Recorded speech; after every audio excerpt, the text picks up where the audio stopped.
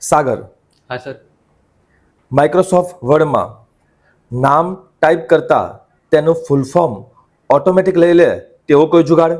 હા સર. જેમ કે સર કોપા ટાઈપ કરી એન્ટર આપતા પૂરું નામ આવી જશે. બીજું ITI એન્ટર આપતા પૂરું નામ આવી જશે. કઈ રીતે લાવી શકાય? તો સર એના માટે કોઈ બી પૂરું નામ ટાઈપ કરીશું, જેમ કે પર્સનલ કોમ્પ્યુટર, તેને સિલેક્ટ કરીશું. File, option, grouping, auto correct option, ત્યાં રિપ્લેસમાં નામ આપીશું PC. રિપ્લેસ પર ક્લિક કરીશું.